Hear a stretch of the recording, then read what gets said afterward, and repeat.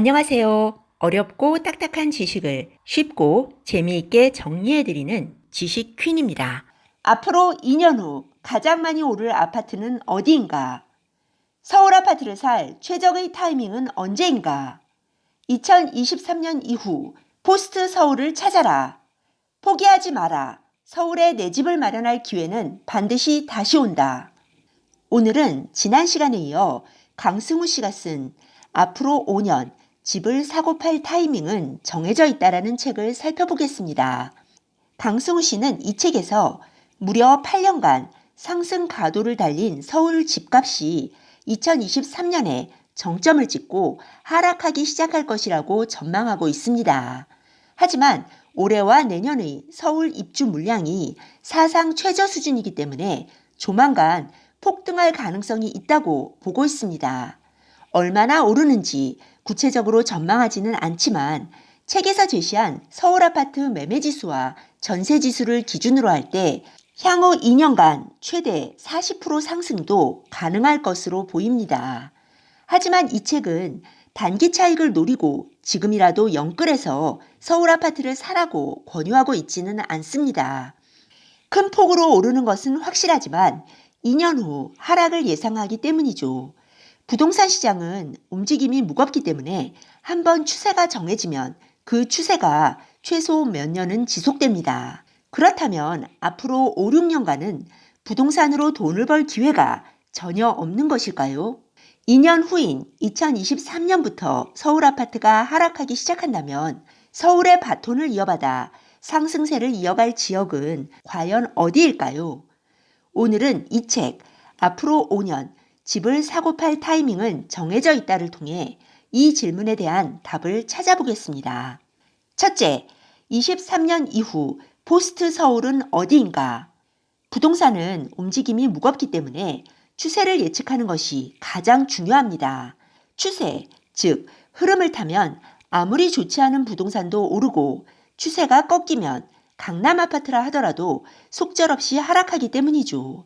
이 책은 서울이 하락장에 돌입하고 나서도 상승세를 이어갈 지역을 찾기 위해 6대 광역시, 즉 부산, 대구, 인천, 광주, 대전, 울산을 분석하고 있습니다. 추세를 예측하는 방법으로는 공급, 즉 입주 물량을 계산하는 것이 가장 일반적인데요.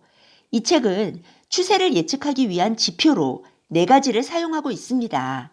첫째가 주택 구입 부담 지수이고 두 번째는 단기 물량 부담, 세 번째는 중장기 물량 부담, 네 번째가 현금 부자 비율입니다. 주택 구입 부담 지수는 일반적으로 PIR이라고 부릅니다.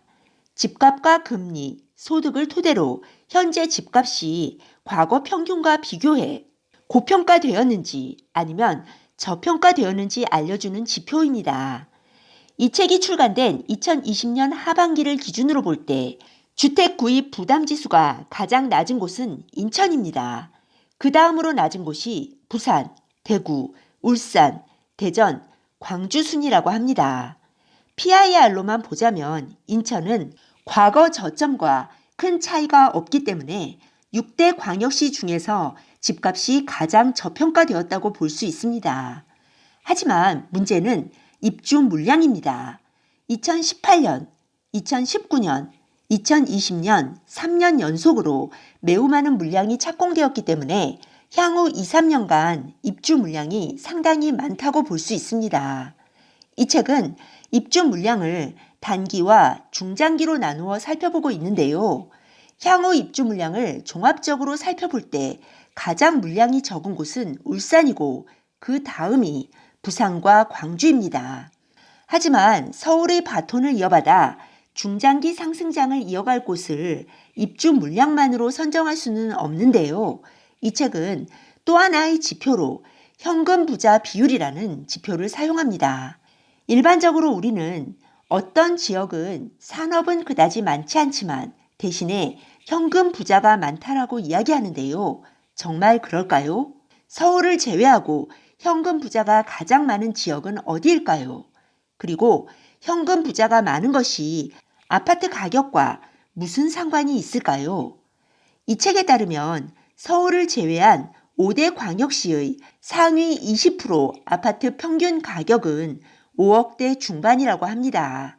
그리고 어떤 지역에 10억 이상의 금융자산을 보유한 사람들이 많다면 해당 지역의 아파트 값이 오르는데 큰 역할을 하리라는 점을 추정할 수 있습니다. 아파트 값이 큰 폭으로 오르려면 대장 아파트가 올라야 하는데 소득이나 대출을 고려할 때 이런 고가 아파트를 척척 살 수 있는 사람들은 현금을 많이 보유한 사람들일 수밖에 없다는 결론이죠. 이 책은 각 지역별로 고가 아파트 비율과 현금 부자 비율을 구하고 이를 상위 구매력 지수라고 명명했는데요. 이 상위 구매력 지수는 부산이 가장 높습니다. 다시 말해 부산이 경기도를 제치고 서울 다음으로 현금 부자의 비율이 많다는 의미입니다. 상위 구매력 지수 순위는 서울, 부산, 대구, 그리고 경기도 순입니다. 결국 이 책은 PIR, 입주 물량, 현금 부자 비율을 모두 따져봤을 때 현재 가장 저평가된 곳은 부산으로 보고 있습니다. 투자 관점에서 볼 때 2023년에서 2024년 전후로 서울 집값이 꺾이기 시작하면 서울 아파트를 매도하고 부산 아파트를 사는 것이 최적의 투자라는 것이 이 책의 결론입니다. 둘째, 2023년 이후 어떤 전략을 가져가야 하는가?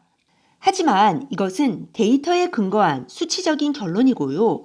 본인이 무주택자인지 1주택자인지 실수요를 배제한 투자자인지에 따라 결론은 달라진다고 생각됩니다.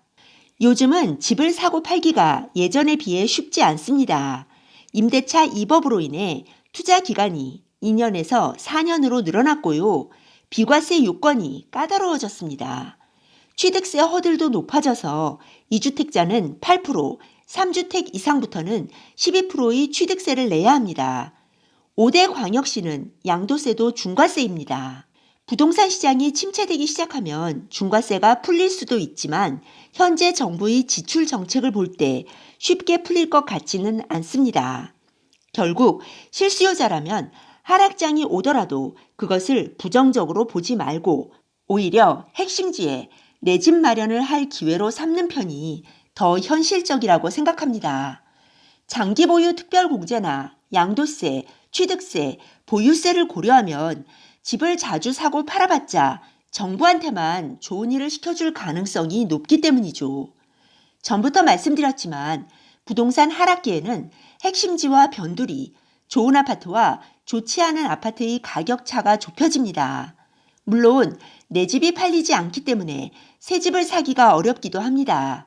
하지만 하락기가 시작되고 3년쯤 지나면 가격도 많이 빠지고 세금 정책도 변할 가능성이 높습니다. 현금을 모으면서 그 시기를 기다리다 보면 분명 최적의 갈아타기 타이밍을 찾을 수 있을 것입니다. 실수요자는 시장 변곡점에서 갈아타기만 잘해도 중박은 칠 수 있고 설사 일시적 2주택 시점을 놓치더라도 장기 보유라는 옵션이 있습니다. 장기 보유를 하다가 세금 정책이 바뀌면 자녀에게 증여를 하거나 일반 과세로 팔 수도 있으니까요. 이미 서울 핵심지에 내 집을 마련한 분들이라면 어떨까요? 이런 분들은 서울 이후에 오를 지역을 눈여겨보아 두었다가 수도권 침체기에 투자 이익을 노려보는 것도 좋을 것 같습니다.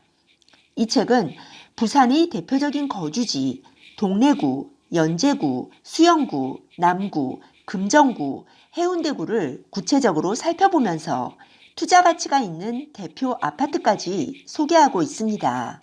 네, 오늘은 강승우 씨의 앞으로 5년 집을 사고 팔 타이밍은 정해져 있다를 통해 2023년 이후 서울의 바톤을 이어받아 상승세를 이어갈 지역이 어디인지, 실수요자와 투자자는 2023년 이후 어떤 전략을 가져가야 하는지 알아보았습니다.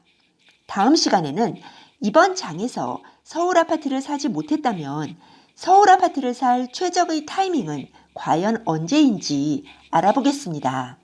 네, 오늘 들려드린 내용이 도움이 되셨다면 구독 버튼, 좋아요 버튼 꾹 눌러주세요. 그리고 알람 버튼도 꾹 눌러주세요. 지식퀸의 새 영상이 올라오면 제일 먼저 받아보실 수 있습니다. 감사합니다. 다음에 또 만나요.